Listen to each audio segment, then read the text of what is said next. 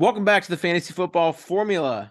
This is our tight end prospect episode, where we go and break down our 5 favorite prospects at the tight end position. We'll each have our own list of 5. It's not necessarily a consensus. We've done quarterbacks now, we've done running backs, and we'll cap it off at the end with our wide receivers episode, so stay tuned for that. But you guys want to get right into it? Tight end, I feel like there is it is a very deep tight end class, like probably one of the historically best tight end classes that we've had. But there's still like this kind of grouping towards the top that we actually do have a pretty close consensus on the 5 guys. Small differences in the ranks, but yeah. You guys want to go ahead and start it off? Looks like I feel like I have a pretty unique number 1. Gotta go for it.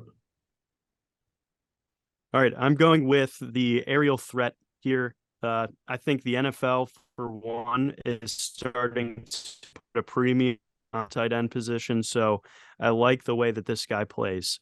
I'm going to read off some crazy stats for you, okay? When he was targeted his senior year, his QB rating was 153, and he gave up 0 sacks. On top of that, red zone production, 8 touchdowns, pretty good. Tight ends don't get a ton of yards, so he only like 500 or something. But I think he's got insane athleticism. He's a great route runner, and I think he can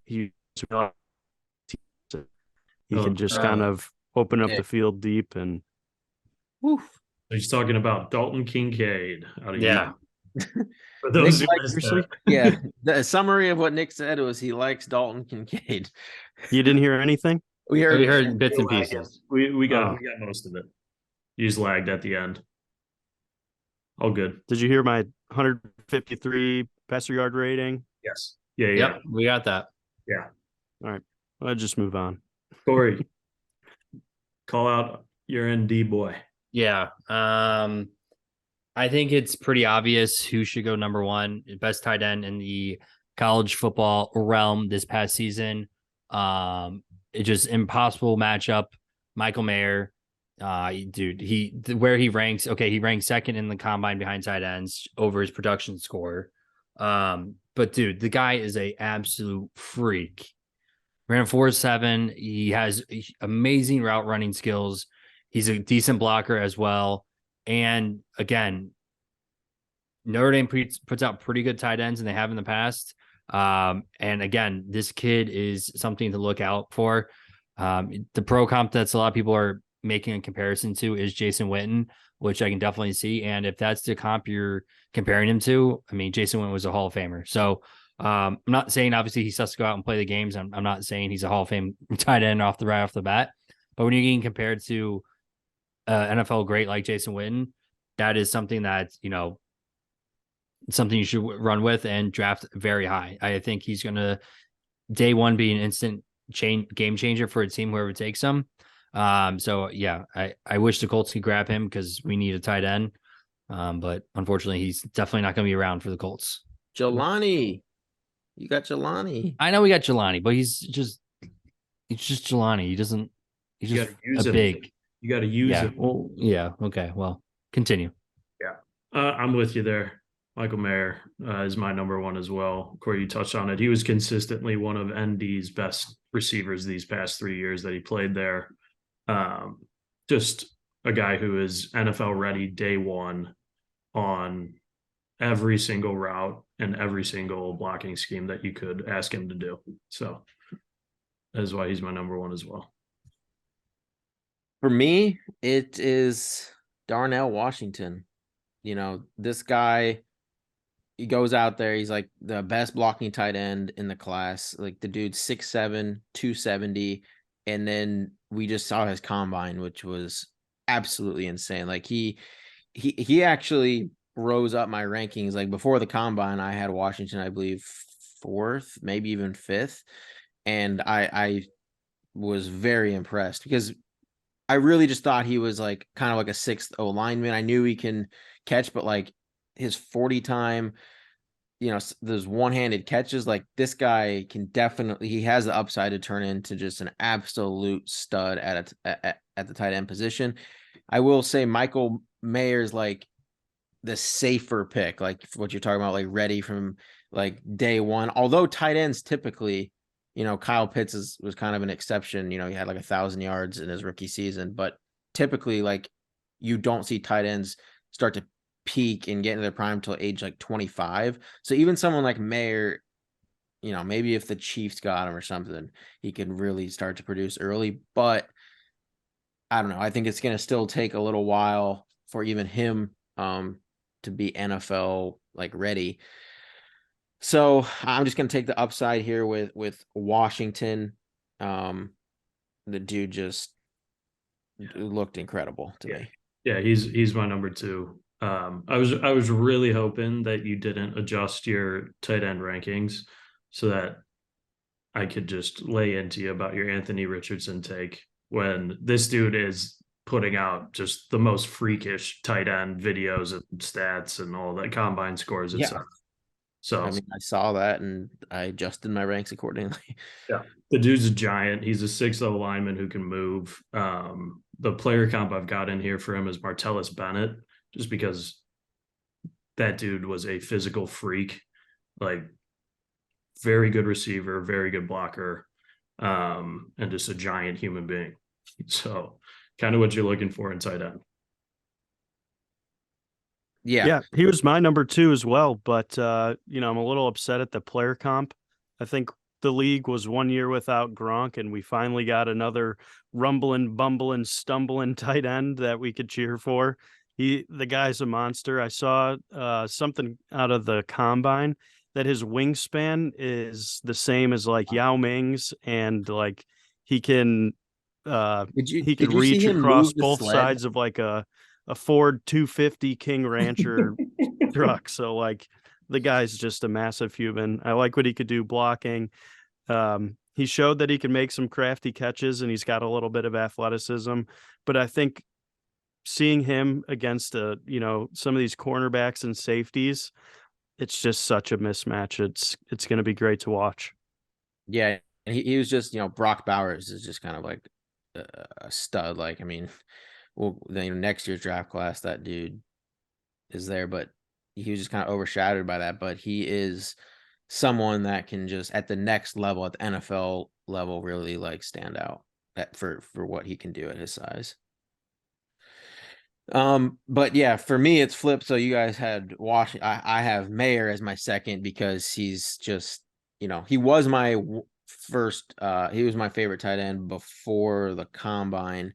But like Mayer is still like, he has such a high, he's the highest floor of all these tight ends. Like, I just think he's going to at least be a good tight end. Like that's his floor to me, just a good tight end.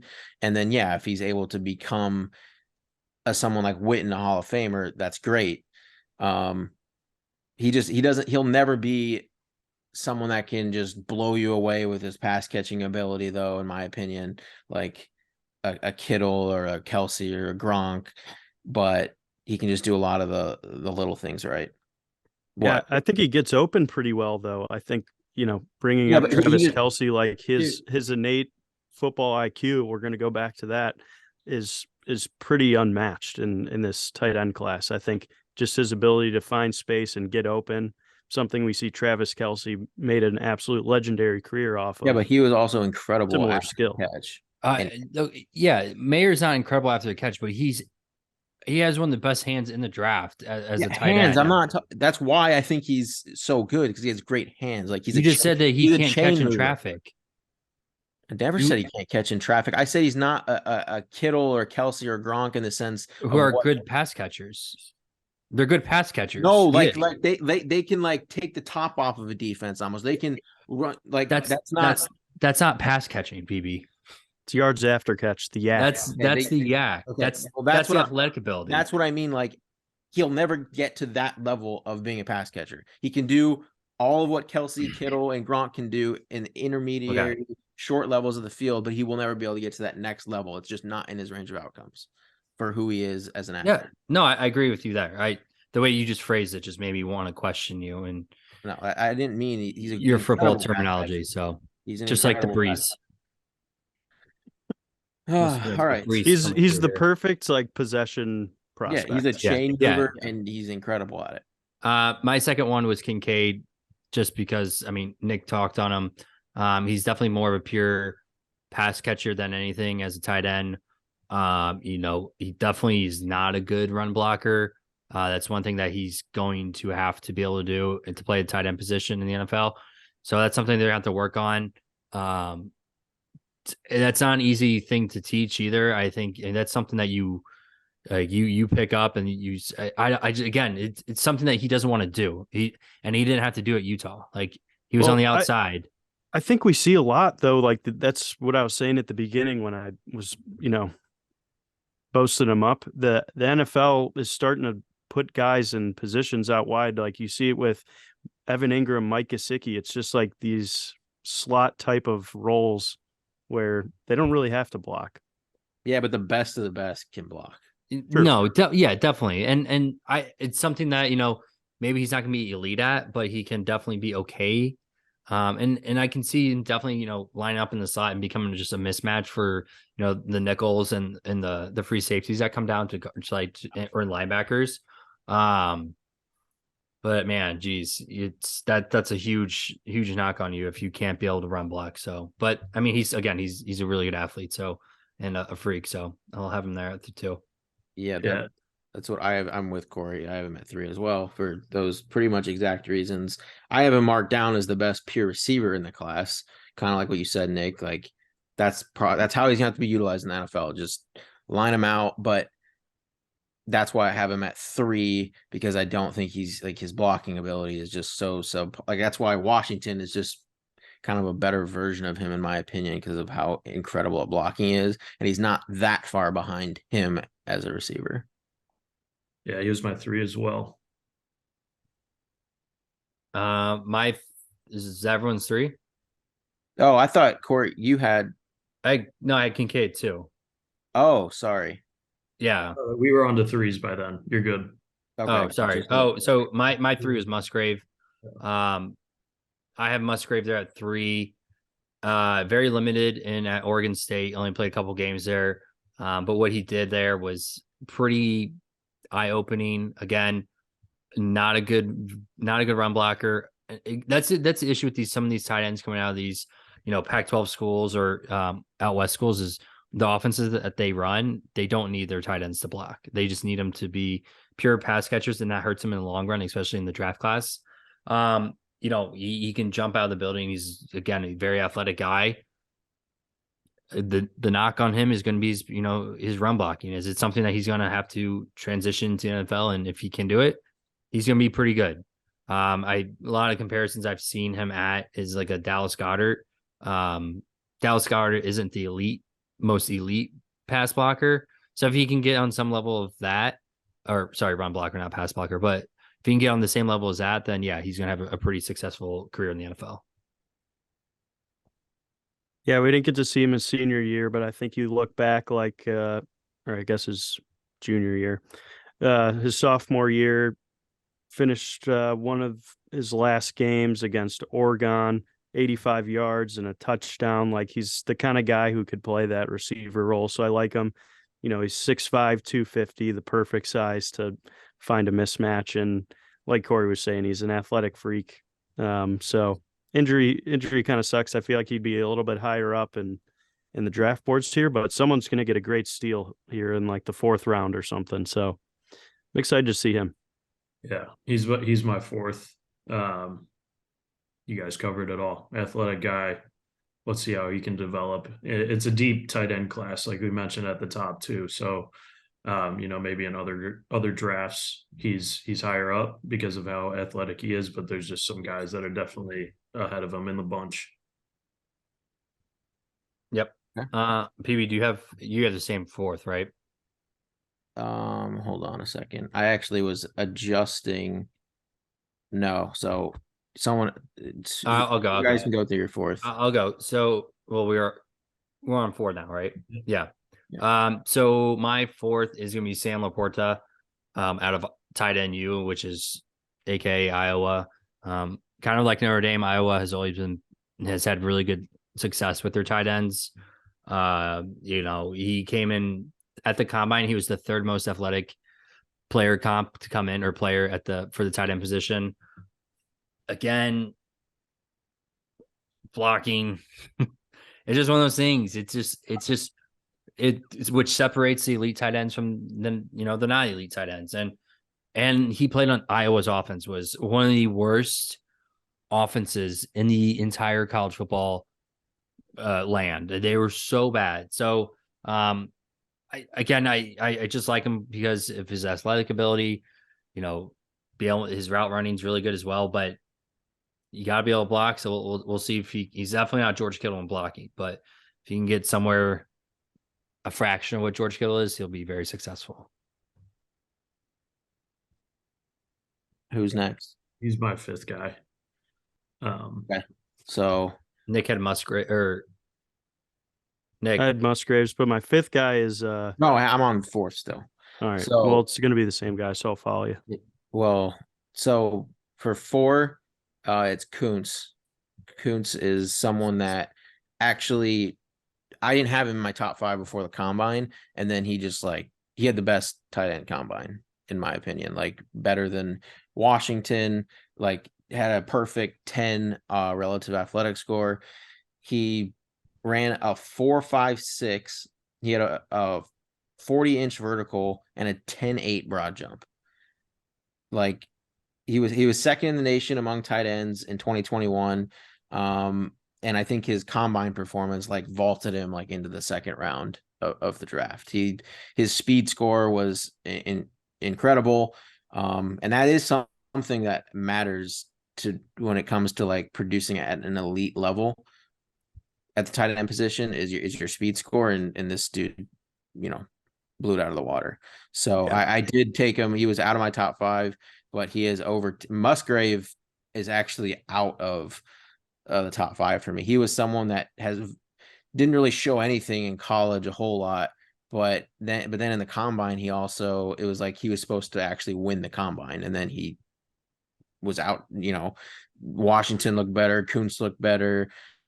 I mean, on paper, yeah. How are you supposed to beat a guy who's 6'8" and runs a 4.5?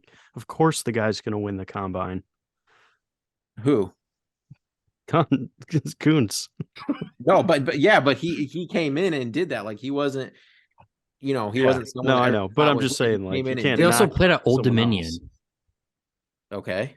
Yeah. Well, yeah, he hasn't seen much, but I think just the raw athletic ability and is insane. Yeah. For his size and strength, he power cleaned 400 pounds or something on top of that. So he's fast. He's insanely strong.